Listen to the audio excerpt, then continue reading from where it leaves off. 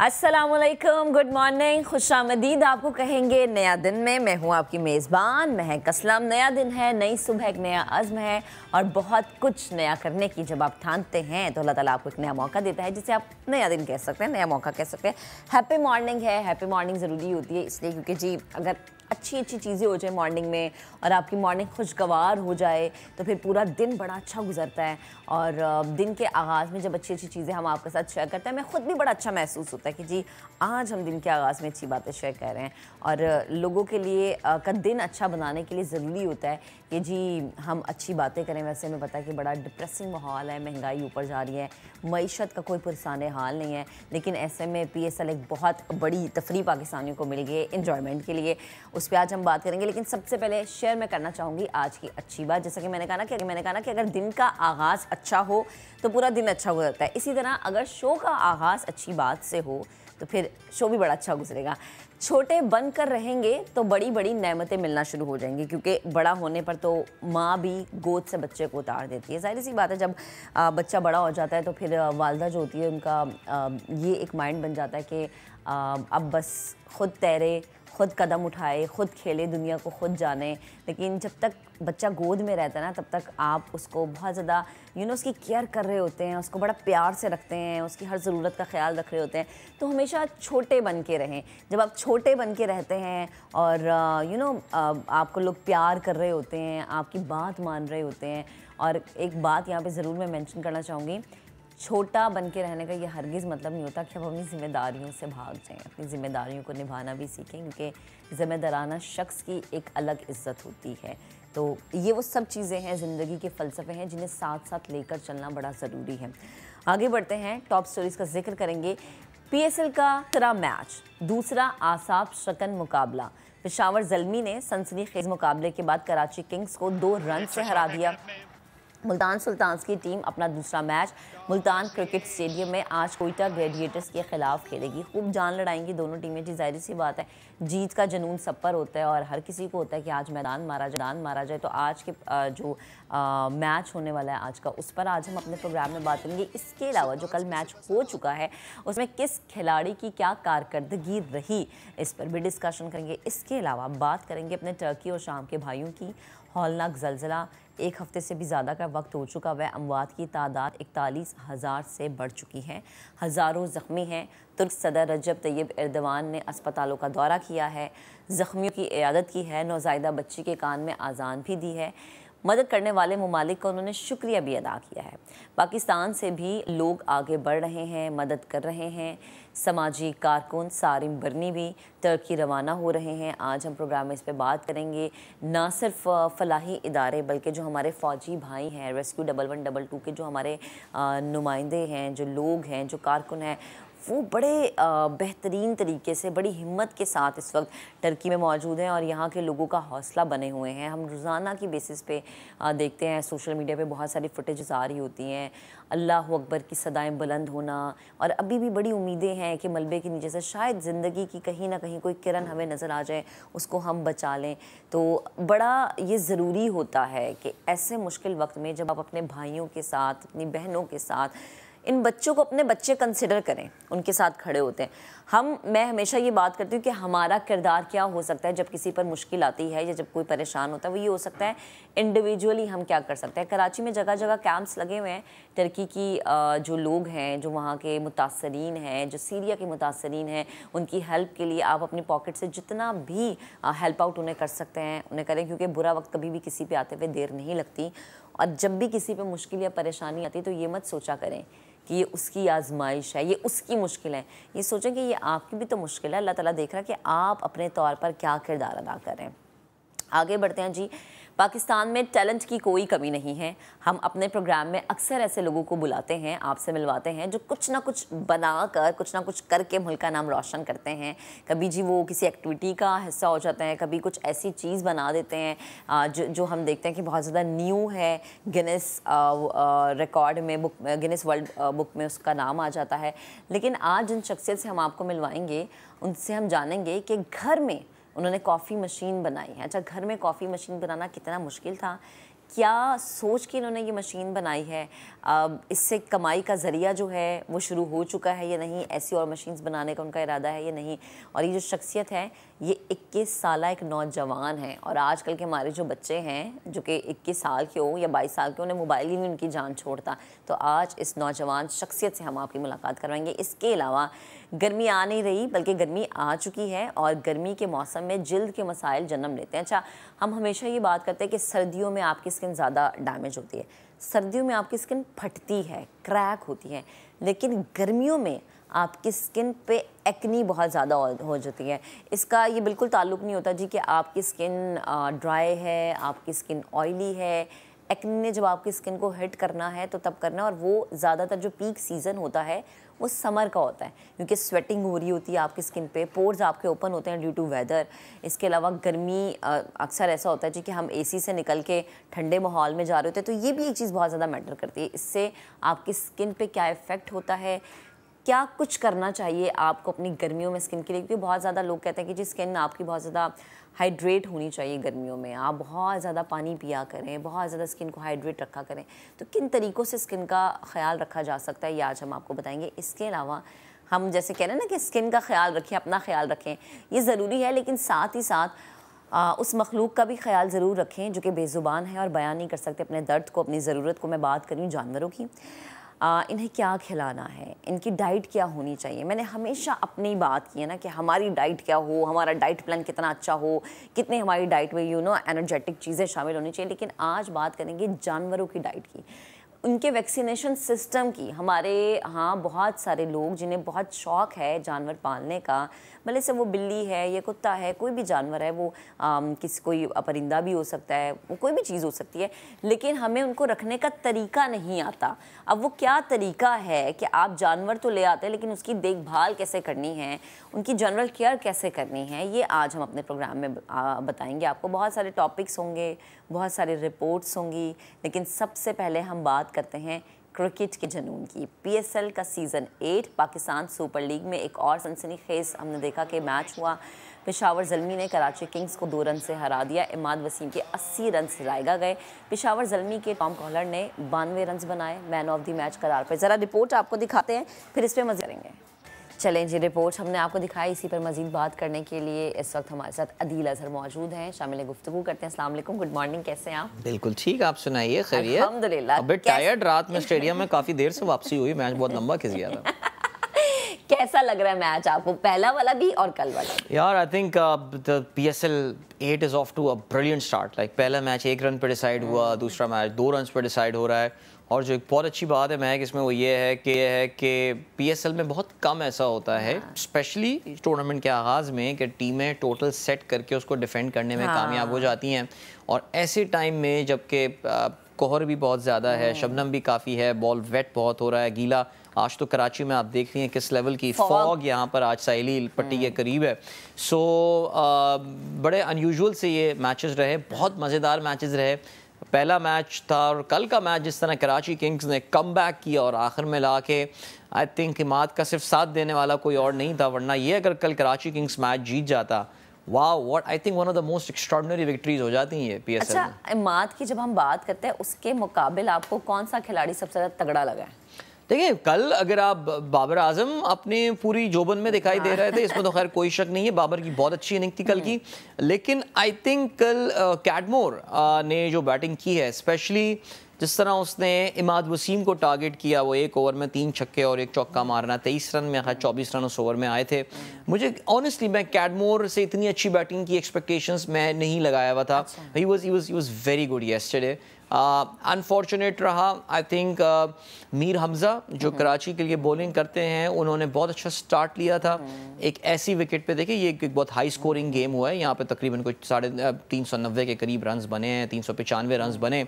ऐसी जगह पे मीर हमज़ा ने बड़ा ज़बरदस्त स्टार्ट लिया था। अनफॉर्चुनेटली उनकी फिंगर में इंजरी हो गई, उसकी वजह से अपने 2 ओवर्स नहीं करवा पाए।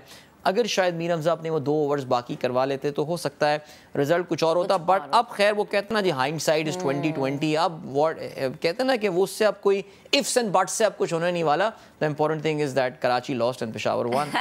अच्छा, आज का मैच होने जा रहा है कोयटा ग्लैडिएटर्स और मुल्तान सुल्तान्स, क्या लग रहा है? कौन बेहतर खेल सकता है? देखिए पाकिस्तान सुपर लीग में ना मोरलेस स्टार्ट में तमाम टीमें आपको ना बस एक जोश नजर आता है। हाँ एक ही उसकी होती हैं। हाँ मुल्तान सुल्तान ऑलरेडी एक मैच हार चुका है अपने होम ग्राउंड में, पहली बार मुल्तान में उनको शिकस्त हुई है। 3 मैचेस वो खेल चुके थे अपने कलंदर वाले मैच से पहले, तीनों वो जीते थे, ये पहला मैच अपना हारे हैं। आई थिंक उनको ये प्रूव करना होगा, पहले 2 मैचेस अगर टूर्नामेंट में हार जाएं तो फिर आप ऑफिशियली कह सकते हैं that your tournament is off to a bad start. अच्छा। इसलिए मुल्तान आज hope expect to see them come back really strong. लेकिन कोयटा ग्लैडिएटर्स की अगर हम बात करें, आई थिंक एक तो नंबर 1 कोयटा में तो ये टीम पॉपुलर है ही, बलूचिस्तान में पॉपुलर है, कराची में भी आप जानते हैं कि ये बड़ी पॉपुलर टीम है बिकॉज इनके जो कोर है उसमें बहुत कराची वाले, कराची के प्लेयर्स एंड ऑल हैं, ज़ाहिर ओनर्स कराची में रहते हैं, सरफराज खुद हमेशा कराची में क्रिकेट खेली है। ये टीम कराची की I think equally popular team है एज कराची किंग्स। सो कोयटा ग्लैडिएटर्स मुझे ऐसा लग रहा है कि काफ़ी अरसे बाद उन्होंने अपनी जो कॉम्बिनेशन है उसको फिक्स कर लिया है। अच्छा। मुझे बैलेंस साइड लग रही है। मैं ऑनेस्टली एक्सपेक्ट कर रहा हूँ, मैं बोलूँगा इस टूर्नामेंट के जो डार्क हॉर्सेस मुझे कोयटा ग्लैडिएटर्स लग रहे हैं बिकॉज हमने शायद पहले भी ये बात की थी कि जब से ये टूर्नामेंट यूएई से पाकिस्तान आया है कोयटा ग्लैडिएटर्स ठीक से एडजस्ट नहीं कर पाया है with their drafting and all, लेकिन समहाउ आई फील कि वो इसको फिक्स करने में कामयाब हो गए। And of course Quetta Gladiators this year has got that X factor which is Iftikhar Ahmed. So आज वो एक्शन में होंगे एंड सो लुकिंग फॉरवर्ड इंशाल्लाह। स्पेशली इफ्तिखार के जो फैंस हैं वो उनके दिलों से आवाज निकली हुई कि अदील ठीक कह रहे हैं और इंशाल्लाह why not? अच्छा अदील मुझे बताएं कि पिछले पीएसएल के मैचेस में और अब के मैचेस में, अभी तो खैर 2 ही हुए हैं, 2 मैचेस कोई डिफरेंस आपको फील हुआ है? देखिए यही सबसे बड़ा डिफरेंस जो मैंने आपको बताया कि टोटल पुट अप करके उसको डिफेंड करना। आई थिंक पिछले टूर्नामेंट में ये काफ़ी बाद में जाके ये चीज़ शुरू हुई थी कि टीमों ने टोटल्स अपने डिफेंड करने शुरू कर दिए थे, विकेटों में वो एडजस्ट कर गई थी एंड ऑल। अभी तक ये चीज़ नहीं हुई। जो चीज़ मुझे अच्छी नज़र आ रही है वो ये these have been very high scoring matches. लोग T20 क्रिकेट आते ही छक्के और चौके देखने के लिए हैं, लेकिन ये एक मुनफरिद बात पिछले पीएसएल के मुकाबले में। बट देन अगेन मैं it's early days right now, tournament को 1 हफ्ता हो जाएगा, उसके बाद ही हम जरा कंपैरिजन्स ड्रॉ कर सकते हैं। हो सकता है आज टीम बहुत बड़ा टोटल पुट अप करके डिफेंड ना कर पाए, आज ड्यू क्या होगी, क्या फैक्टर्स होंगे, इन सब चीज़ों पर डिपेंड करेगा। बट अर्ली डेज के हम इस टूर्नामेंट के हवाले से कोई कंपैरिजन ड्रॉ कर सकें। लेकिन जो पॉइंट है वो ये है कि 2 दिन 2 बड़े ज़बरदस्त मैचेस, मजा आया, लोग देर तक लोगों ने रात में बैठ के मैचेस देखे ये। एंड जैसे कि हमने बात की थी एमिड ऑल दोज सिचुएशन जिस वक्त मुल्क में हालात चल रहे हैं, आई थिंक लोगों के लिए बहुत अच्छी डिस्ट्रैक्शन ये साबित हो रहे हैं। एंड ऑफ कोर्स एक और चीज़ जिसका जिक्र करना ज़रूरी है, कराची की कल की क्राउड। कराची में आपको पता है इंग्लैंड की सीरीज़ में बहुत कम लोग मैचेस देखने में आए थे, बड़ी न्यूजीलैंड वाली सीरीज़ में। देखिए वो तो अब होगा, वो तो जब तक हम नेशनल स्टेडियम या स्टेडियम को उठा के हम बाहर नहीं ले जाते शहर से, ये तो प्रॉब्लम। अभी लाहौर में यही प्रॉब्लम होगी, मुल्तान में अगर आप सुन रहे हो वहाँ भी काफ़ी दिनों से हम लोग शायद इस चीज़ को क्रैक नहीं कर पा रहे हैं अभी, क्योंकि सड़कें कुछ बंद करनी पड़ती हैं। लेकिन फिर भी एक बात देखें, हम वही बात है कि glass half full half empty देखने की बात करें। कल क्योंकि मैंने खुद ड्रॉप लिया था स्टेडियम के बिल्कुल सामने, महक एक ज़माना था कि स्टेडियम से 3-3, 4-4 किलोमीटर दूर से सड़कें बंद कर दी जाती थी। अच्छा। अब literally you can take a drop, आप बिल्कुल स्टेडियम के फ्रंट गेट के सामने जो है उतर सकते हैं। एक और जो बहुत अच्छा काम किया है लोकल एडमिनिस्ट्रेशन ने पीसीबी के साथ मिलके, पार्किंग बिल्कुल स्टेडियम के बराबर में इस बार प्रोवाइड किया है, चाइना ग्राउंड जिसे कहते हैं। पहले बहुत दूर पार्किंग करनी पड़ती थी, शटल्स में आना पड़ता था। तो ऐसा लग रहा है यस स्टेडियम में घुसने का अमल अभी भी बड़ा कॉम्प्लिकेटेड है, वो चीज़ पीसीबी क्रैक नहीं कर पा रहा। लेकिन मुझे ऐसा लग रहा है एडमिनिस्ट्रेटिवली जो लोकल अथॉरिटीज़ हैं उन्होंने लोगों के लिए चीज़ें निस्बतन आसान कर दी। चलिए अच्छी बात है, कुछ ना कुछ तो हुआ ना कुछ बेहतरी की तरफ आप जा रहे हैं। अच्छा, कुछ ऐसे खिलाड़ी हैं जिन्होंने पीएसएल में अपनी जगह तो बना ली है, लेकिन हम देख रहे हैं कि नेशनल उसमें हम उन्हें इतना एक्टिव नहीं देखते। शुएब मलिक हो गए, आमिर हो गए, इमाद वसीम हो गए, तो क्या आपको इनकी फिटनेस सबसे पहले शुएब मलिक? हाँ देखिए, वही हर तीनों की एक अलग रीज़न है। शुएब मलिक मेरा ये ख्याल था, या बल्कि क्योंकि हमारे प्रोग्राम में भी बात होती रहती है और लाला के शुएब मलिक अभी भी आज भी काफ़ी करीब हैं, लाला ज़ाती तौर से पसंद भी बहुत करते हैं। और मैं कल सोच रहा था जब शुएब मलिक ज़बरदस्त बैटिंग कर रहे थे, शाहिद खान आफरीदी बड़े खुश होंगे उनको बैटिंग करते, बिकॉज वो कल यही कह रहे थे कि यार ये बहुत ज़बरदस्त पिक है, ये कराची किंग्स ने बड़ा ज़बरदस्त काम किया कि वो शुएब मलिक को लेकर आए। Shoaib Malik I think T20 world cup, पिछला T20 वर्ल्ड कप खेलना चाहते थे। उनको ये लगता है कि उनमें अभी भी दम है और उन्होंने कल ये बात प्रूव भी की। ही इज अपने अर्ली 40s में है, लेकिन ही स्टिल स्कोरिंग रन्स। मेरे ख्याल से हमारी टीम के बहुत सारे खिलाड़ियों से ज़्यादा वो बंदा फिट है। इनकी टीम में ना आने की वजह गालिबन साबिक शायद चेयरमैन पाकिस्तान क्रिकेट बोर्ड का ये ख्याल था कि यार अब पुराने खिलाड़ियों को पीछे छोड़ के अब ज़रा हमें आगे देखना पड़ेगा। लेकिन अगर शुएब मलिक इस PSL में इसी तरह परफॉर्म करते रहे तो उनके लिए दरवाजे जो हैं वो टीम के लिए एक बार फिर से खुल सकते हैं। बाबर आजम भी एक ज़माने में चाहते थे उनको टीम में लाना, लेकिन फिर शायद कुछ चेंज ऑफ माइंड बाबर के साथ भी हुआ है। Then let's talk about Mohammad Amir. देखिए, मोहम्मद आमिर इंटरनेशनल क्रिकेट से रिटायरमेंट का ऐलान कर चुके हैं। अब वो उनकी फ्रस्ट्रेशन थी, वो जो भी थी उनकी, मिसबा के साथ उनके कुछ मसले हुए थे, काफ़ी पब्लिक स्पैट हुआ था इन दोनों के दरमियान। इस वजह से उन्होंने जो है वो ऐलान कर दिया था कि जी मैं रिटायरमेंट का ऐलान कर रहा हूँ और मैं नहीं खेलना। ये उनकी अपनी चॉइस थी, ठीक है जी।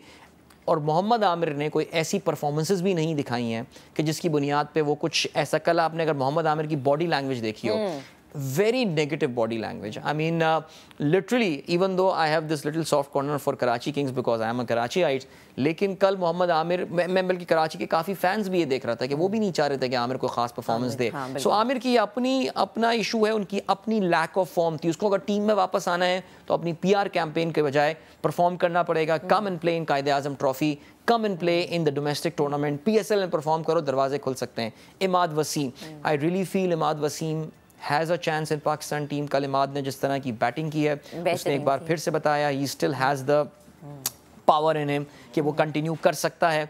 और इमाद का इशू मुझे ऐसा लगता है कि आई थिंक थोड़ा पर्सनालिटी इशू है। इस वक्त जो आपकी टीम में 3-4 कोर प्लेयर हैं वो शायद इमाद के साथ ठीक से सेटल नहीं होते। हमने मोहम्मद वसीम जो साबिक, मैं जल्दी जस्ट रैप थिंग्स अप, जो साबिक चीफ सेलेक्टर थे, उनकी ये बात भी याद रहे। उन्होंने कहा था हमें ऐसे खिलाड़ी चाहिए जो ड्रेसिंग रूम के माहौल में सेट हो सकते हों। काफ़ी सारे लोगों का ख्याल था Imad is not one of those players. ठीक है, thank you so much Adeel, आप मौजूद थे गुफ्तगू। तो भाई आज का देखते हैं मैच के क्या होता है। तो भाई कोयटा ग्लैडिएटर्स आज मुल्तान सुल्तान्स के खिलाफ अपना पहला मैच खेलेगी। समा के नुमाइंदे हुज़ैफा खान ने कोयटा ग्लैडिएटर्स के बल्लेबाज उमर अकमल से खुसूसी गुफ्तगू की है। आपको ये गुफ्तगू दिखाते हैं। जी बिल्कुल, पाकिस्तान टीम के और कोयटा ग्लैडिएटर के हार्ड हिटिंग बैट्समैन और शोहरत रखते हैं काफ़ी T20 क्रिकेट के हवाले से। उमर अकमल हमारे साथ मौजूद हैं। उमर भाई, कैसी ट्रेनिंग रही, एक और इन्वायरमेंट एक बार फिर से कोयटा ग्लैडिएटर के साथ, कैसी तैयारी है PSL? बिस्मिल्लाहिर्रहमानिर्रहीम, अल्हम्दुलिल्लाह बहुत अच्छी तैयारी है। और जिस तरह का हमारा कैंप हुआ है यहाँ पे, ये होपफुली इंशाल्लाह ताला इसका फ़ायदा इंशाल्लाह ताला आप मुल्तान में जो हमारा पहला मैच होने जा रहा है उसमें आप ज़रूर देखेंगे। इसमें ठीक है, क्या रोल दिया गया, अभी कोई बात हुई है या अभी इनिशियल स्टेजेस पे है कि क्या रोल आपका होगा इस PSL के लिए, क्या पॉइंट टू प्रूव है इस साल? देखें, इंशाल्लाह ताला रोल तो मुझे बता दिया गया, एज ए कप्तान ने भी मुझे बता दिया है, हेड कोच ने भी बता दिया, टीम ऑनर ने बता दिया है, मैनेजर ने बता दिया है। इंशाल्लाह ताला वो आप देखेंगे रोल मेरा इंशाल्लाह टीम में। ठीक है, आपको एक बार फिर से कोयटा ग्लैडिएटर्स ने अपॉर्चुनिटी दी है, बड़ी अच्छी बॉन्डिंग है आपकी कोयटा ग्लैडिएटर्स के साथ। तो नदीम भाई का, और वैसे कौन सा खिलाड़ी जिसके साथ बड़ी अच्छी आपकी दोस्ती रहती है कोयटा ग्लैडिएटर कैंप में? अल्हम्दुलिल्लाह सबके साथ बड़ी अच्छी दोस्ती है। नदीम भाई के साथ फादर की जगह है, वो मोइन भाई फादर की जगह, आज़म भाई फादर की जगह। ये कह लें कि मुझे चांस इन्होंने दिया है, इनका मैं शुक्रिया अदा करता हूँ, क्योंकि पहले भी मैं इनके साथ ही खेल रहा था। लाहौर कलंदर के बाद इनके साथ कंटिन्यू मैंने किया है। बीच में कुछ ऐसी चीज़ें आई थी, थोड़ी सी मुश्किल आई थी, जैसे मैंने पहले कहा कि मुश्किल टाइम पे कोयटा ग्लैडिएटर और एज ए सरफराज जो कप्तान है, मोइन भाई हैं, आज़म भाई हैं, मुश्किल टाइम पे वो किसी भी प्लेयर को आधे रास्ते में नहीं छोड़ते। इस बार कोयटा के फैंस को ट्रॉफी जीत के खुशियाँ देंगे? देखिए, इंशाल्लाह ताला इन पूरी कोशिश है कि as a player, as a team के कोयटा ग्लैडिएटर के लिए एक अच्छा परफॉर्म करूं, और इंशाल्लाह ताला कोयटा ग्लैडिएटर इस बार अगर जीतेगी तो उसमें एक अहम रोल प्ले करूंगा। बहुत शुक्रिया, बहुत सारी दुआएं। उमर अकमल हमारे साथ मौजूद थे, कहते हैं कि मेरी कोशिश यही है कि अपना किरदार अदा करूं और कोयटा ग्लैडिएटर को जो है वो चैम्पियन बनाऊं। जी चलें जी, ब्रेक लेते हैं, ब्रेक के बाद दोबारा हाजिर होंगे, आप साथ रहिएगा। Welcome back. PSL की बात हो रही है और PSL में हमें पता है कि हर पाकिस्तानी के सर पे जुनून सवार होता है, एक ही धुन सवार होती है कि PSL को हमने बढ़ चढ़ के इंजॉय करना है। बच्चे, बूढ़े, जवान सब लोग जो हैं PSL की दौड़ में हमें आगे नज़र आ रहे हैं। इंजॉय करने के लिए अलग अलग तरीके अपनाए जा रहे हैं। नॉर्थ कराची के 2 बच्चे साफ और सालिफ भी इसी दौड़ में शामिल है, किसी से पीछे नहीं है। क्या तैयारी है उनकी, रेहान अहमद अपनी रिपोर्ट में बताएंगे। नॉर्थ कराची के दो जुड़वा भाई मोहम्मद साफ और मोहम्मद सालिफ क्रिकेटर बनकर एक दिन पाकिस्तान का नाम दुनिया भर में रोशन करने का ख्वाब लिए दिन रात खुद को तैयार करने में मसरूफ हैं। एक को बैटिंग का शौक है तो दूसरा अपनी बॉलिंग से देखने वालों को मुतासिर कर रहा है। मैं 5 साल से क्रिकेट खेल रहा हूँ और मुझे बहुत अच्छा लग रहा है क्रिकेट खेल के। अभी मैं बाबर आजम की बैटिंग पे फोकस कर रहा हूँ और मैंने अभी अपना जो फेसबुक पे चैनल बनाया था कि बाबर इमाद जूनियर और बाबर जूनियर के नाम से माशाल्लाह से हमारे 19K फॉलोवर्स हो गए हैं। PSL में चांसेस तो बहुत है, लेकिन कराची पाकिस्तान की टीम अभी तो फ़िलहाल अच्छी नहीं है, पहले बहुत अच्छी थी। अभी थोड़ा और उसमें प्लेयर्स लाएँ तो थोड़ी और ताकत आएगी पाकिस्तान में। मैं अभी बैटिंग करता हूँ और इसमें बैटिंग करते करते मेरी ओपनर भी बेस्ट हैं वो लोग अकेडमी में भी, और कभी यहाँ घर पे आके भी खेल लेता हूँ, थोड़ी प्रैक्टिस कर लेता हूँ। तो फिर ज़्यादातर मैं बैटिंग पे फोकस कर रहा हूँ, बॉलिंग पे नहीं अभी।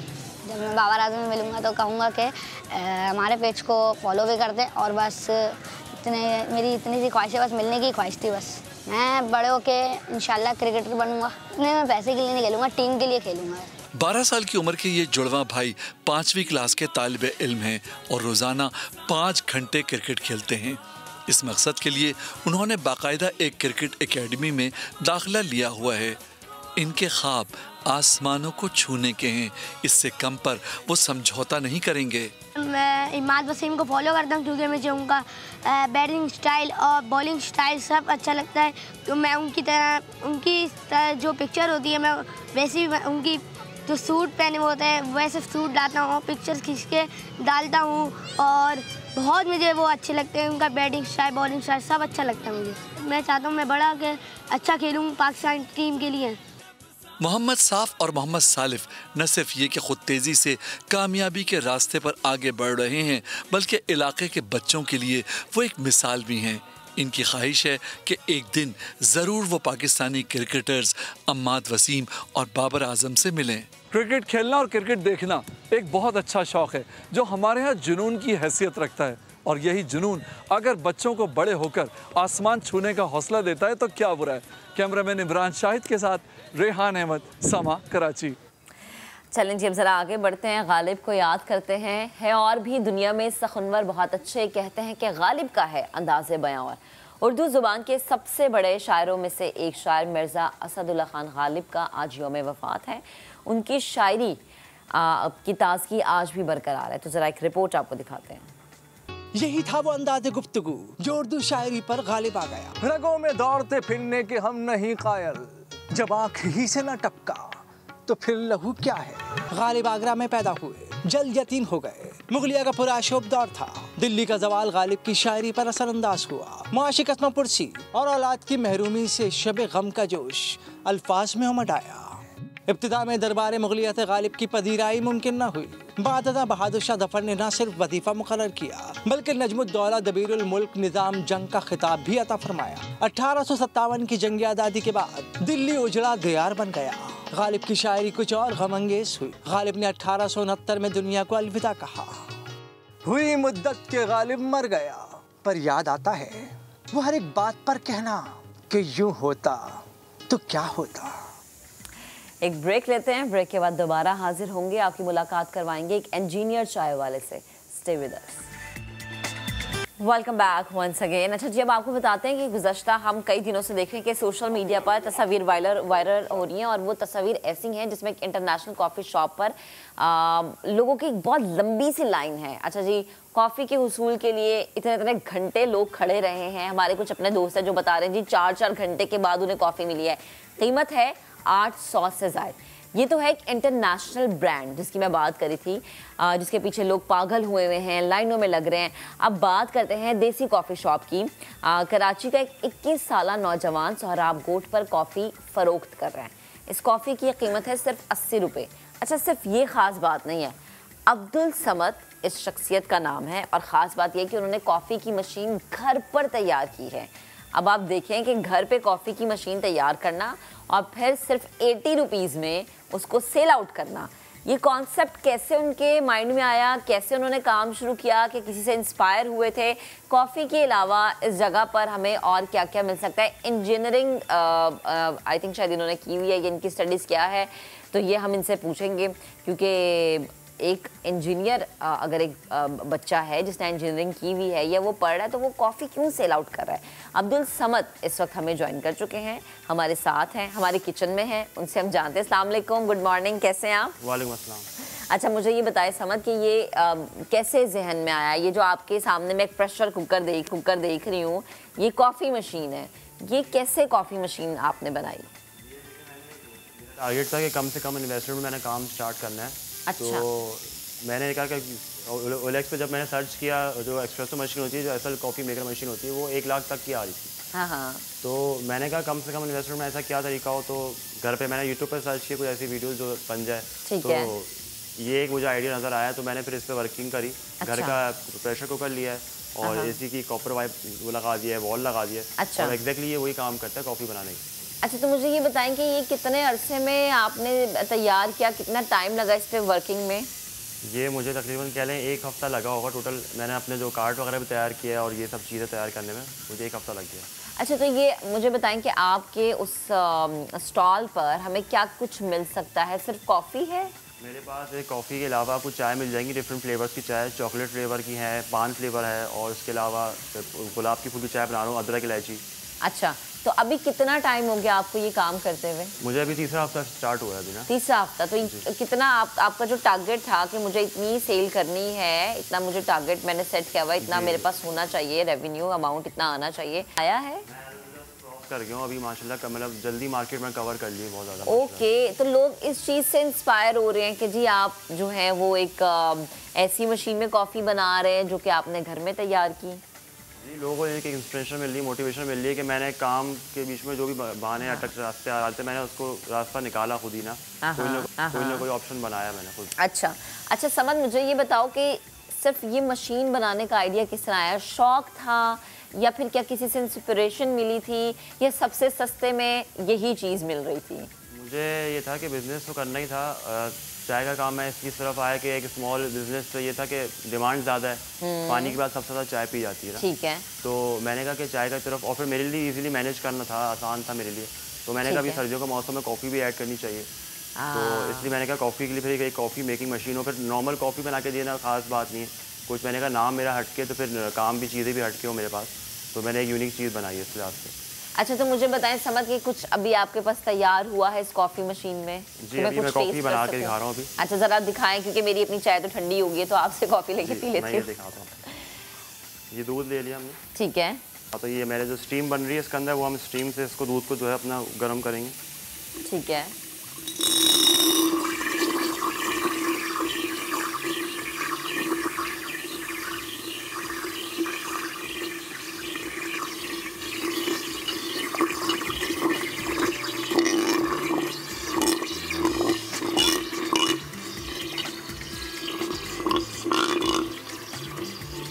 क्या बात है, ये एग्जैक्टली बिल्कुल वैसे ही काम करती है जो एक एक्सप्रेसो मशीन काम करती है।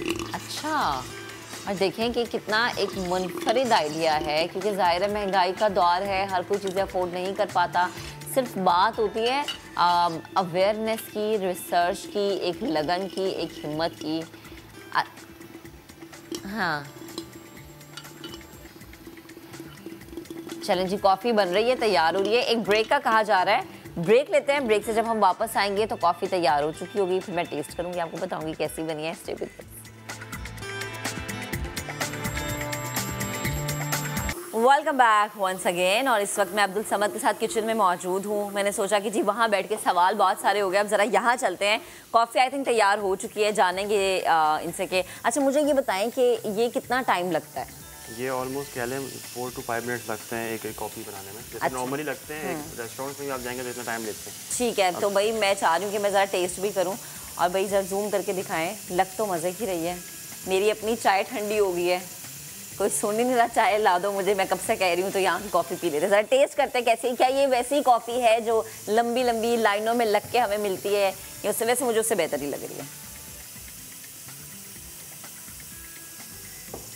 शुगर ऐड कर देंगे नॉर्मल इसके हिसाब से। चलें जी, बहुत अच्छी लग रही है।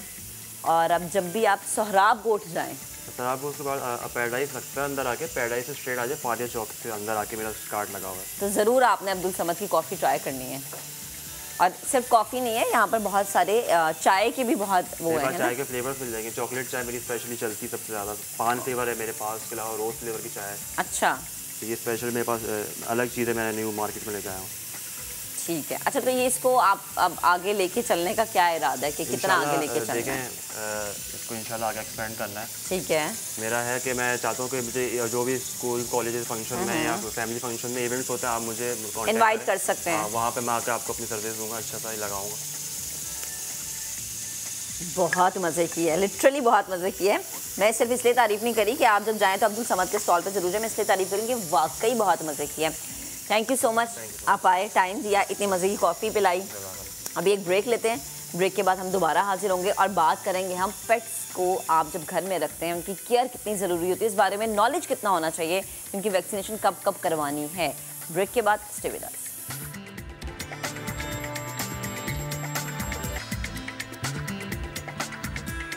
Welcome back once again. अच्छा जी, अब आपको अंदाज़ा हो चुका होगा कि हम बात किस पे करने जा रहे हैं। हम उन बेज़ुबान जानवरों पर बात करने जा रहे हैं जो कि अपने गुस्से का इजहार नहीं कर सकते, अपनी ज़रूरत का इजहार नहीं कर सकते। बहुत से लोग होते हैं जिन्हें जानवर पालने का शौक़ होता है। अच्छा, शौक़ होना एक अच्छी बात है कि आपके घर में पेट मौजूद है, लेकिन उनकी केयर करना ये बड़ा ज़रूरी है, क्योंकि जाहिर सी बात है ये मासूम से जानवर कैसे बताएंगे जी कि इन्हें भूख लग रही है, इनको वैक्सीनेशन की ज़रूरत है, इनको क्लीनिंग की ज़रूरत है, इनको ग्रूमिंग की ज़रूरत है।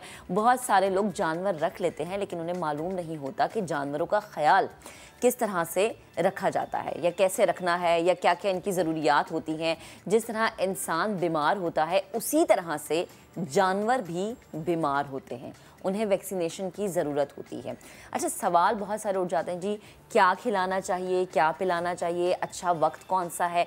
अब जैसे मैंने अपने प्रोग्राम के आगाज़ में बात की थी कि मैं डेली बेसिस पे अपनी आप लोगों की डाइट की बात करती हूँ ना, कि बहुत अच्छी हेल्दी डाइट होनी चाहिए।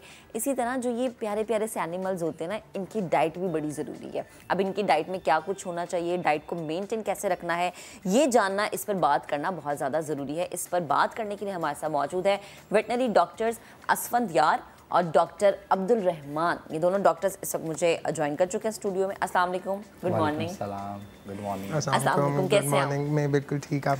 अच्छा, अब डॉक्टर अब्दुल रहमान के पास है बड़ी ही प्यारी सी कैट, पर्शियन कैट जी, पर्शियन कैट। और ये बड़े गुस्से में आया, पंच फेस बनाया हुआ कि जी सुबह के वक्त क्यों उठा लिया। क्या नाम है जी डॉक्टर साहब इसका? जी, इसका नाम ब्रूटस है, ये मेल है। ये मेल है, अच्छा जी। बिल्कुल। और ये जो असफंद यार आपके पास जो है, इनका क्या नाम है? फुल एक्टिव हो गई है। ब्रीड कौन सी है? डेजी, अच्छा, रशियन टेरियर। अच्छा अच्छा, ये कितने प्यारे प्यारे नाम होते हैं ना। अच्छा, ये प्यारे नाम और ये माशाल्लाह से प्यारे भी इतने होते हैं, लेकिन इनकी केयर करना बड़ा ज़रूरी होता है। सो सबसे पहले असफंद यार से मैं पूछती हूँ कि जो डॉग्स हैं, ये बिग पेट्स में आते हैं, तो इनकी केयर करना कितनी ज़रूरी होती है। इन सबसे पहले डाइट से हम शुरू कर लेते हैं कि क्या खिलाना चाहिए, क्या पिलाना चाहिए, सही वक्त कौन सा है। सो डॉक्टर साहब मुझे बताएगा।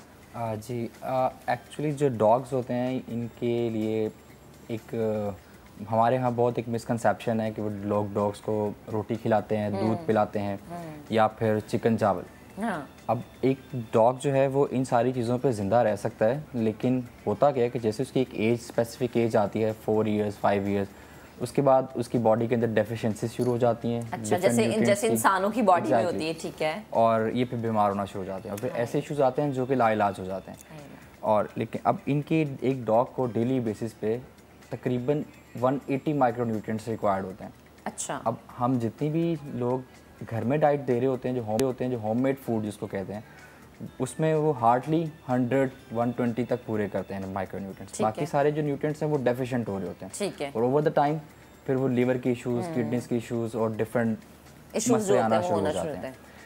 अगर आप एक डॉग को चाहते हैं कि उसकी एक डाइट प्रॉपर हो, ठीक है, तो उसके अंदर काफ़ी सारी चीज़ें हैं जो आपको एक बैलेंस्ड वे में ऐड करना होगी, ठीक है। जिसमें मैं आपको अगर मसाल दूं तो चावल हैं, चिकन है, ओके, और इसके अलावा कैरेट्स हैं, काफ़ी सारी सब्जियां आ जाएंगी साथ में, कुछ एसेंशियल ऑयल्स भी आएंगे। अच्छा, तो ये एक बहुत हेक्टिक काम हो जाता है। अच्छा, अच्छा। तो इससे बेहतर है कि आप एक मार्केट में कमर्शियल फूड्स अवेलेबल होते हैं, ठीक है, ठीक है, उसमें से काफ़ी सारे बहुत अच्छे ब्रांड्स भी हैं, ठीक है, और मतलब आप वो फूड दें, वो ज़्यादा बेहतर है इनके लिए। ओके। अब देना कितना होता है वो हर डॉग की उसके बॉडी वेट रिक्वायरमेंट होती है, क्या इसकी रिक्वायरमेंट है और आप उसको कितना दे सकते हैं। जैसे अराउंड एक जो एवरेज है कोई भी कमर्शियल फूड जो एक अच्छा बैलेंस फूड है, वो आप एक डॉग को पर डे 60 ग्राम पर केजी रिक्वायर होगा। सही है, ठीक है। तो वो आप उसको दें फूड, उसकी सारी रिक्वायरमेंट्स भी पूरी होती रहेंगी, उसका वेट भी अच्छा होगा, उसका स्किन कोट भी अच्छा होगा और ओवरऑल भी एक एक्टिव और हेल्दी डॉग होगा। जबरदस्त। अच्छा जिस तरह से आपके सामने ये डेजी की मिसाल है ना, देखिए उसकी माशाल्लाह वो माशाल्लाह एक्टिव भी है और माशाल्लाह हर चीज़ को देख भी अच्छे तरीके से रहा है कि क्या हो रहा है यहाँ पर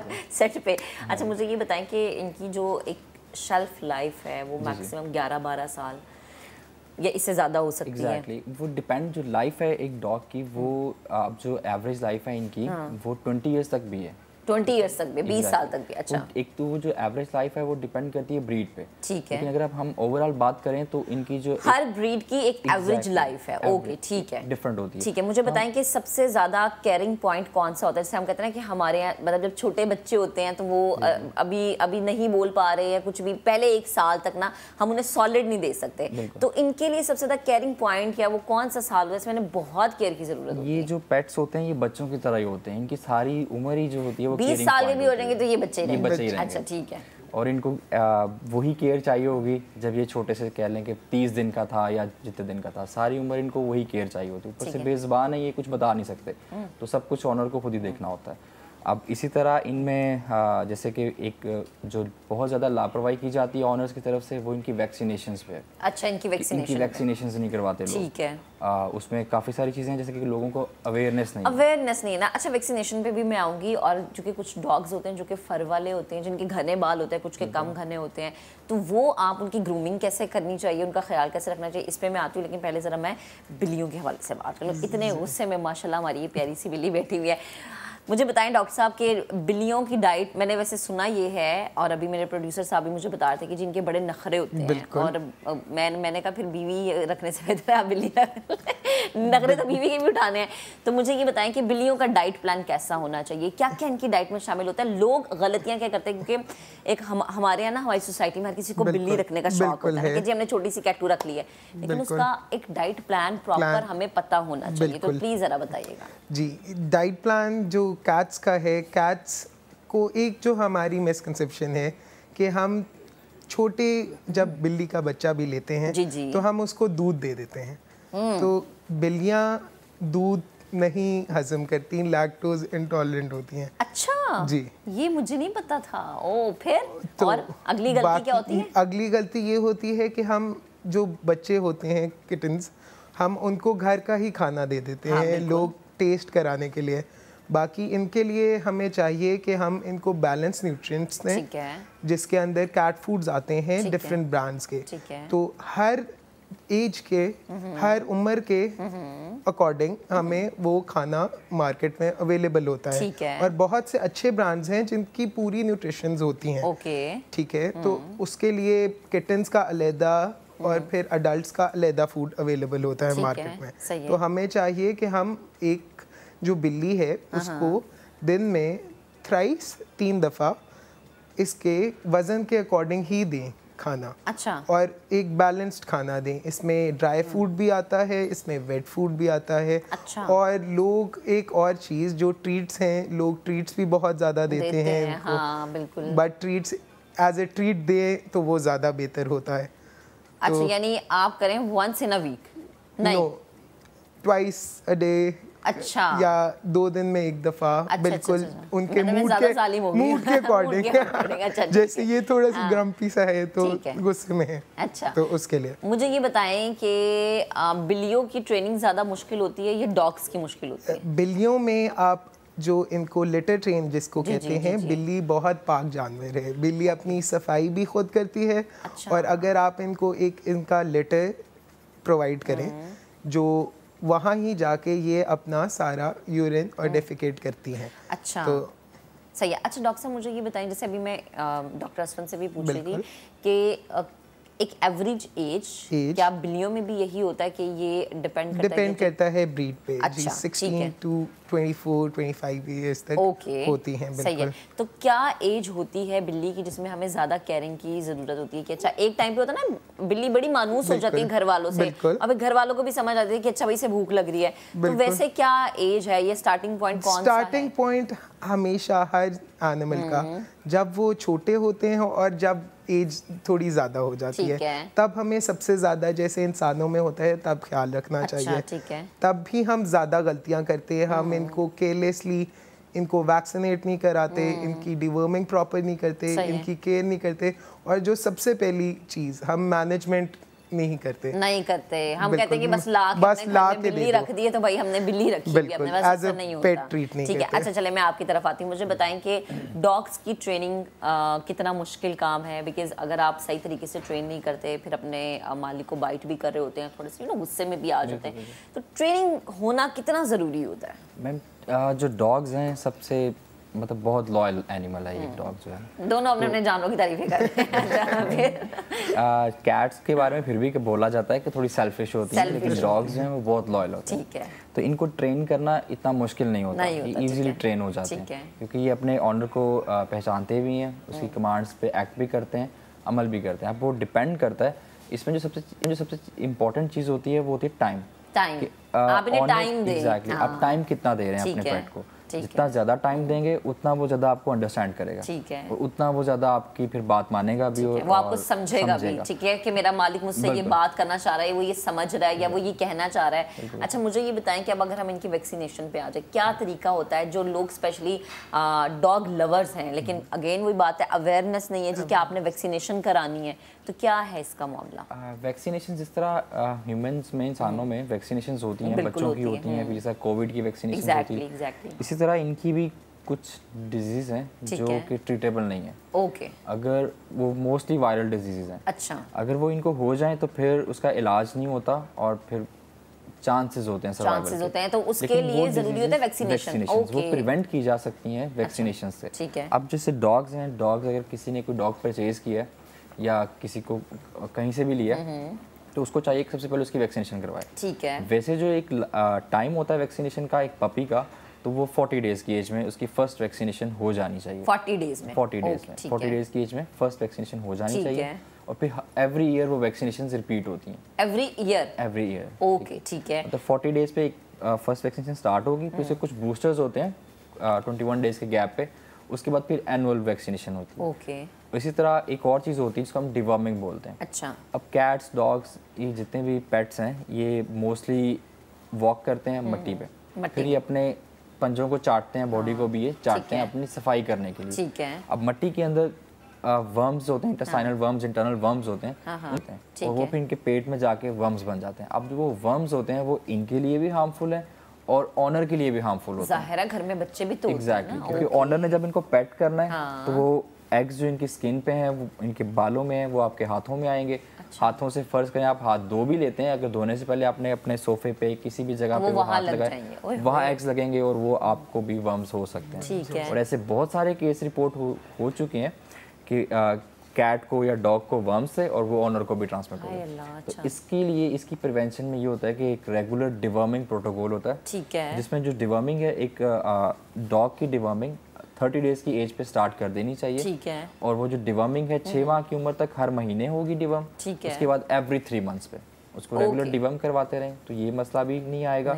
और अगर आप रेगुलर वैक्सीनेशंस करवा रहे हैं तो उनको कोई ऐसी वायरल डिजीज नहीं होगी जो कि ट्रीटेबल ही ना। अच्छा ठीक है, चलें जी, अब जरा आप मुझे बिल्लियों के हवाले से बताएं कि वैक्सीनेशन का क्या बिल्लियों की वैक्सीन भी हम 6 वीक्स पे पहली वैक्सीन करते हैं और उसके बाद हम बूस्टर्स लगाते हैं। ठीक है। और फिर हम एनुअली उसको रिपीट करते हैं। ठीक है। उसके अंदर इनकी स्पेसिफिकली हम वायरल वैक्सीन करते हैं क्योंकि वायरल का कोई ट्रीटमेंट नहीं होता। ठीक है। वायरल का हम सिर्फ सपोर्टिव ट्रीटमेंट कर सकते हैं, सिम्टोमेटिक कर सकते हैं। बाकी हम आ जाते हैं डिवर्मिंग पे। तो डिवर्मिंग बहुत इंपॉर्टेंट है, जैसे डॉक्टर साहब ने शेयर किया। डिवर्मिंग एनिमल को डिवर्मिंग 2 टाइप्स की होती हैं, एक एक्टोपैरासाइट्स के लिए, एक एंडोपैरासाइट्स के लिए। तो हमें वो बहुत ज़रूरी है कि हम डिवर्मिंग करें। और डिवर्मिंग हम रिकमेंडेड ये है कि हर 3 महीने बाद इसको हम डिवर्म करें अपने एनिमल को, वर्म लोड की वजह से। ठीक है, सही है, बिल्कुल ठीक है। अब देखिए ना, बड़ा ज़रूरी होता है ये वो छोटी छोटी चीज़ें जिनका हमें इल्म ही नहीं होता, तो कभी भी कोई जानवर रखें तो उसके बारे में पहले पढ़ लें, आपके पास नॉलेज होना चाहिए। डॉक्टर साहब बेहद शुक्रिया हमारे साथ मौजूद थे, आपका भी बेहद शुक्रिया, आपने गुफ्तगू की। जानवरों की डाइट और उनकी वैक्सीनेशन और इसके अलावा उनको टाइम देना ये बड़ा ज़रूरी होता है। ये नहीं कि भाई आप किसी भी पेट को घर ले आए हैं, आपने उसको अपने घर में रख लिया और आप कहिए कि मैंने डॉग रखा हुआ है या मैंने बिल्लियाँ रखी हुई हैं, मैंने कोई भी किसी भी किस्म का जानवर रखा हुआ है। नहीं, उनको समझने की ज़रूरत है। उनकी ज़रूरियत वैसी होती है जैसे इंसानों की होती है या जैसे एक छोटे से बच्चे की होती है। उनसे प्यार करें और उनको समझें। अभी एक ब्रेक लेते हैं, ब्रेक के बाद दोबारा हाजिर होंगे और जब हाजिर होंगे तो आपकी स्किन के हवाले से बात करेंगे। ब्रेक के बाद स्टे विद अस।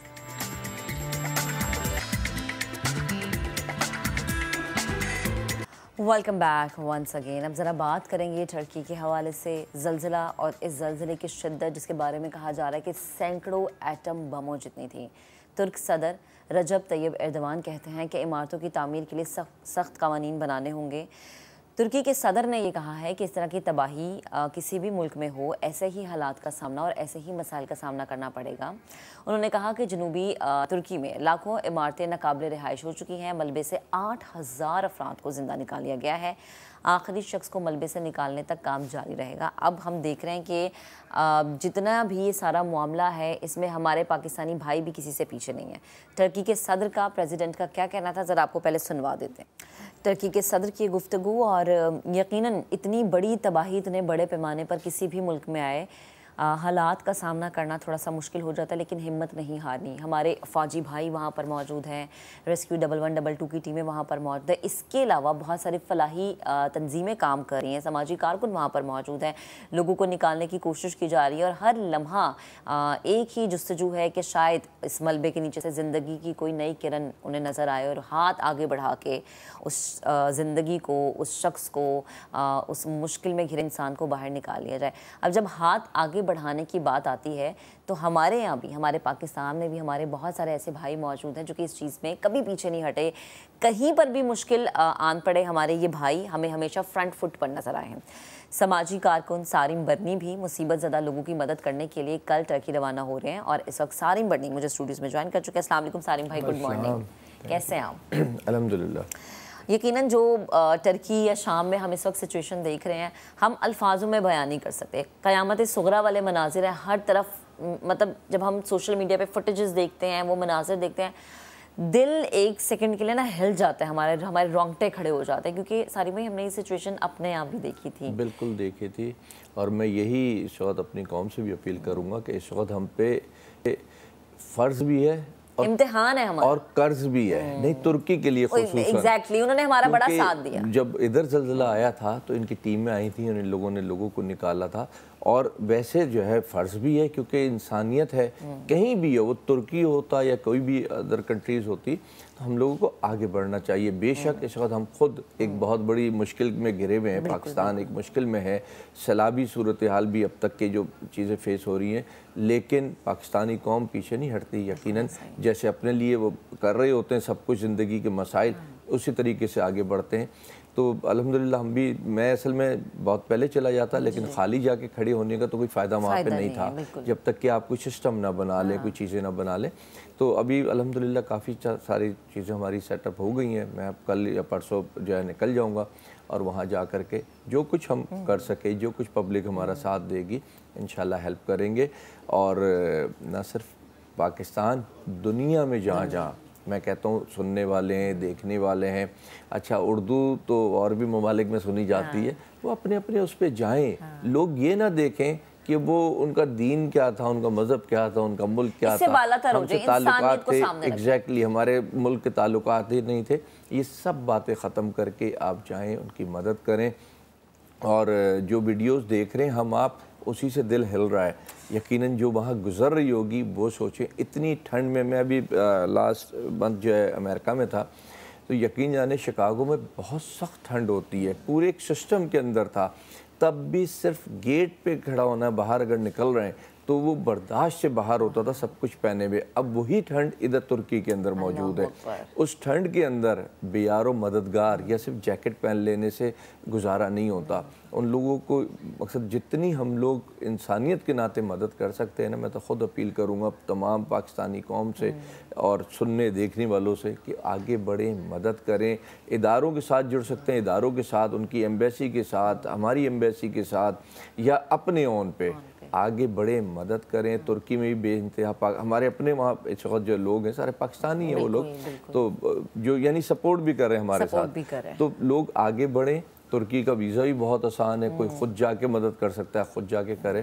तो मगर ये है कि मदद करें। मैंने सबसे पहले इसीलिए कहा फ़र्ज़ भी है और कर्ज भी है, तो ये फ़र्ज़ भी हमने निभाना है और कर्ज भी हमने जो है ना निभाना है। अच्छा सारिम भाई, इसके साथ साथ वो कहते हैं ना कि अगर किसी पे मुश्किल आन पड़े तो ये मत सोचो ये उसकी मुश्किल है, ये तुम्हारा इम्तिहान है और ये तुम्हारी भी आजमाइश है कि तुम किस तरह खड़े होते हो। एग्जैक्टली। और देखें लम्हे की तो कहानी थी, ये लम्हा कहीं भी तो दुनिया में आ सकता है, किसी भी वक्त आ सकता है। अभी आपके पास ही भी खबर देख रहे थे ना, न्यूजीलैंड में उधर सैलाब आ गया, किस तरीके से वो तूफान आ गया। तो ये कुदरती आफत है, इसको कोई रोक नहीं सकता। अब वो कई उसमें चीजें भी हम देख रहे हैं, सुन रहे हैं कि वो उसने कर दिया, भाई किसी ने भी किया, उस वक्त मलबे में तले इंसान है या कुदरत ने किया या कुदरत से जो भी है, हमें आगे बढ़ना चाहिए, हम इन बहसों में नहीं जाएं। और अल्हम्दुलिल्लाह तुर्की है, वो अब क्या कहूँ, पाकिस्तान की बुराई तो नहीं है, लेकिन ये है लेकिन उनका मैनेज करने का सिस्टम बहुत स्ट्रॉन्ग सिस्टम है उनके पास जो इदारे, हम लोग जो जा रहे हैं जितने भी, वो भी उनके थ्रू जा कर के काम करेंगे। अपनी वो कोई वहाँ दुकान नहीं लगा सकता कि जा कर के जो है ना हम खड़े होकर के हम कर लेंगे। उनके थ्रू, उनकी हेल्प के थ्रू, उनके साए के थ्रू जो है ना काम होगा वहाँ पे, क्योंकि एक सिस्टम के तहत काम करते हैं। ये नहीं कि जहाँ मीडिया आ रहा है सारे जा कर के वहाँ जमा हो गए, उनका सिस्टम है, वो लोगों को जो है डिस्ट्रीब्यूट करेगा। और कोशिश करेंगे कि अगर कोई रास्ता किसी भी किस्म का खुद जाने का फिज़िकली या सामान भेजने का सीरिया तक के भी मिलता है तो उसको भी अवील करेंगे, जो कुछ कर सकते हैं। पाबंदियां देखें अच्छे हालात में होती है, सेहतमंद के साथ होती है। जब इस मुश्किल घड़ी में लोग घिर जाएं, मुसीबत में आ जाए, लड़की की जो अपील है जो बच्ची ने की है, देख के ना मकसद दिल रो पड़ता है एकदम कि यार क्या है ये, इंसान है ये। अगर इंसान के लिए ही हम नहीं खड़े हुए, पाबंदी के नाम लगा दिया, तो फिर तो इंसानियत खत्म हो जाएगी ना। अब वही बात है ना जो भी आप कर भी रहे थे कि दीन मजहब से बिल्कुल बालातर हो जाए और ये सोचेंगे ये इंसान है और इंसानियत के नाते मैंने इनको हेल्प आउट करना है। देखें, मैं तो सबसे पहले अक्सर लोगों से इस बात पे बहस भी होती है, मैं तो इतना ईमान रखता हूँ कि इंसान किया इंसान पैदा होता है और जानवर किया जानवर पैदा होता है। ये दीन, ये ज़बान, ये फ़िरके, ये सब इसके बाद की कहानियाँ हैं। पहली तरजीह इंसानियत है। अल्लाह ताला ने एक इंसान का है कि खाने काबा से बढ़ के एक इंसान की हुर्मत है, खाने काबा की हुर्मत से बढ़ के एक इंसान की हुर्मत है। तो आप सोचें कि कितना बड़ा रुतबा हमारा दीनी तौर पे अल्लाह ने दिया है उसके लिए। और अगर हम उस रुतबे को छोड़ दें और हम फजूल बातों में चले जाएं कि इसका मजहब वो था, इसका मुल्क वो था, हमारा दुश्मन मुल्क था, तो ये फजूल बात है। सेहतमंद होकर लड़ने का मजा है ना, किसी कमजोरी में तो लड़ने का मजा नहीं है। तो हम सबको मीन्स हमारा तो बड़ा अच्छा ताल्लुक है तुर्की के साथ, यानी जिनके ताल्लुकात नहीं है, ये उनके लिए कह रहा हूँ कि उनको भी इस वक्त चाहिए, वो सीरिया हो, वो तुर्की हो, आगे बढ़े इंसानियत के लिए और मकसद अल्लाह को राजी करें। ये आफा है ना, कुछ नहीं पता इन पे आ जाए, और अगर कल उन पे आए जो इनके खिलाफ है और ये उठ के उनकी मदद के लिए जाएं तो उनकी आंखें झुकेंगी ना। तो उन आंखें झुकने से पहले अगर अच्छे फैसले करें तमाम ममालिक जो भी हैं, तो मेरा ख्याल है बेहतर है। और हम पाकिस्तानी को चाहिए बस बढ़ें, ना सोचें क्या होगा, आगे बढ़े और उनकी मदद करें। हाथ हमें अभी एक ब्रेक लेने का कहा जा रहा है। ब्रेक से जब हम वापस आएंगे तो सारिम भाई से पूछेंगे कि क्या इन्होंने कोई प्लान बनाया कि वहाँ जाकर क्या क्या करना है, लोगों को किस तरह से एंगेज करना, और अगर यहाँ से कोई सारिम भाई के साथ जुड़ना चाहता है तो उसका क्या रास्ता है, क्या तरीका है। ब्रेक के बाद हमारे साथ रहिएगा। Welcome back once again. हम बात कर रहे हैं टर्की में होने वाले जो शदीद खौफनाक ज़लज़ला आया था, उसने लोगों को जिस तरह से हिला के रखा, और फिर अब बारी आती है हम लोगों की कि हमारा क्या किरदार है, हमारी क्या जिम्मेदारी। इसको जिम्मेदारी मैं इसलिए कह रही हूँ क्योंकि जैसे कि सारिम भाई हमारे साथ मौजूद है, वो कह भी रहे हैं कि ये फ़र्ज़ भी और कर्ज़ भी है। मेरे नज़दीक कि अगर एक पानी की बॉटल या एक पानी का कप भी आप दे रहे हैं हेल्प आउट के लिए, तो वो भी आपकी नेकी लिखी जा रही है। क्या आपने किसी ना किसी तौर पे अपना आप शामिल तो कर लिया इंडिविजुअली। अच्छा सारिम भाई, मुझे बताएं कि कुछ लोग अगर ये कहते हैं कि जी हम ब्लैंकेट्स डोनेट करना चाह रहे हैं, जैकेट्स डोनेट करना चाह रहे हैं, कैश देना चाह रहे हैं, वो लोग किस तरह से आपके साथ जुड़ सकते हैं? देखिए, ब्लैंकेट, जैकेट, कैश यहाँ तक के ठीक है, इसके अलावा कोई सामान देते हैं फिर बोझ बनता है, ठीक है। लेने को खरीदार ले लेता है, लेकिन वो फिर पहुँचाना मुश्किल हो जाता है उसके लिए ना। कैश में यह है कि जो वहाँ ज़रूरत होंगी वहाँ पूरी हो सकती है, या कोई कंटेनर बना करके वहाँ रवाना कर दे, हम वहाँ रिसीव करेंगे, हम वहाँ डिस्ट्रीब्यूट करेंगे, थ्रू एम्बेसी हम काम कर लेंगे। तो बहुत सारे तरीके हैं, लेकिन नीयत होनी चाहिए कि हमने ये करना है। अगर नीयत नहीं है तो फिर बहुत सारे बहाने ना करने के। तो लोग, मैंने कहा ना, मैं नहीं कह रहा कि हमारे साथ जुड़े हैं किसी और इदारे के साथ, आप अपने ओन पे जा कर के हेल्प करें, लेकिन उधर रश भी नहीं लगाना है। मैं इस बात का कतई मकसद ये अब सारे उठ करके चले जाऊँ, रश लगा दें, वैसे ही वो मुश्किल में, मुसीबत में ऐसा ना हो। फिर वो हर जगह बिजनेस भी तो शुरू हो जाते हैं ना, कोई कारोबार। हाँ, तो वो होटल वाले भी एकदम रेट हाई कर देते हैं। तो टर्की में ये चीज बड़ी मैनेज की है, बहुत मैनेज है, लेकिन रश होता है ना, रश में फिर मैनेजमेंट भी थोड़ी सी, वो बेचारे इस वक्त खुद मुसीबत में है ना, परेशानी के अंदर है वो लोग। यकीनन वो अगर कोई उनकी मदद नहीं भी करेगा वो उस मुश्किल से निकल जाएंगे, लेकिन उनको ये याद कराना है ना कि आप अगर बढ़े थे आगे तो हम भी आपके साथ आगे बढ़े। मकसद हम कुछ कर सकें, ना कर सकें या कम कर सकें, पर आपके साथ ज़रूर आकर के खड़े हुए उस मदद के लिए।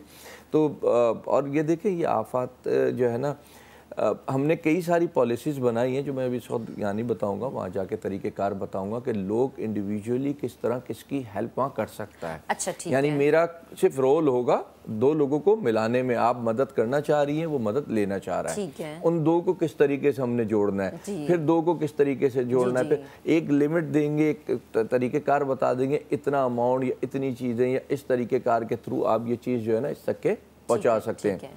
आपको पता है अब कई एप्लीकेशंस होती हैं, चीज़ें होते हैं, मैं बता इसलिए नहीं रहा कि यहाँ एकदम उन चीज़ों को ना कारोबार बना देते हैं बिल्कुल ही। तो मैं वहाँ जा कर के उस मंजिल पे खड़े हो के जब तो शुरू करूँगा तो लोगों को एक आसान भी दूंगा कि बिल्कुल तसल्ली से उनको पता हो कि हम किसकी कैसे क्या हेल्प कर रहे हैं और वो चीज़ उसको मिल रही है या नहीं मिल रही, तो लोगों को और ज़्यादा तसल्ली होगी। और उसके बाद मैंने तो सारी भाई फुटेजेस देखी, छोटे छोटे बच्चे अपनी सेविंग्स ला रहे हैं, अपनी पॉकेट्स मनी ला रहे हैं और कह रहे हैं कि जी इससे जितना लोगों का बन सकता है, या वही बात है एक वक्त की रोटी भी अगर आप किसी को कर सकते हैं इस वक्त तो इनके लिए ये भी बहुत है। बिल्कुल है। देखिए उनको कोई इस वक्त बहुत भूख नहीं है, थोड़ी थोड़ी भूख है, वो पूरी करनी है। इंशाल्लाह अल्लाह करेगा फिर वो अच्छे हालात के अंदर आ जाएंगे, लेकिन इस वक्त ज़रूरत है, ये मत समझिए। जो उनके साथ खड़ा होगा वो उनको फिर बाद में याद भी रहेगा कि कौन आ गया। देखिए मैं यही कहता हूँ, आपके दीन, आपके जो कुछ पीछे बैकग्राउंड है, मुल्क है, कुछ भी, उसकी तारीफ तभी है जब आप अगले के साथ अच्छी तरह पेश आएंगे। जब हम जाएंगे उनके साथ अच्छी तरह पेश आएंगे, उनकी मदद करेंगे, तो उनको याद रहेगा कि हाँ कोई एक पाकिस्तानी भाई आया था, हाँ उसने हमारी मदद की थी, या पाकिस्तानी कौम को बहुत ज़्यादा तकलीफ़ में थी हमारी वजह से, तो ये चीज़ें उनको याद रहेंगी। लेकिन अगर हम या ये कह के बैठ गए हम तो खुद, मैंने इसीलिए शुरू में भी कहा हम खुद मुश्किलात में, इस वक्त पाकिस्तान मुश्किलात में हर सतह पे, सैलाबी सूरत हाल के अलावा भी इवन, लेकिन अगर मुश्किल है तो थोड़ी सी और, यानी बोझ उठा रहे तो थोड़ा सा और बोझ उठा लेंगे, लेकिन ये जो थोड़ा सा और बोझ उठाएंगे ना, ये उनके दिलों पे अंदर जो है ना फिर वो एक जगह बना लेगा, तो हमारे लिए ज़िंदगी में आसानी होगी। लेकिन अगर हम आगे नहीं बढ़े तो मेरा ख्याल है कि ज़लज़ले दोबारा आ सकते हैं, पाकिस्तान में भी आ सकते हैं, आफातें भी आ सकती हैं, फिर दूसरे लोग भी नहीं बढ़ेंगे फिर आगे। बिल्कुल सही है। अच्छा मुझे बताएं कि ये एक हम टर्की के हवाले से बात करें, लेकिन सीरिया भी उतने ही बुरे तरीके से हिट हुआ है।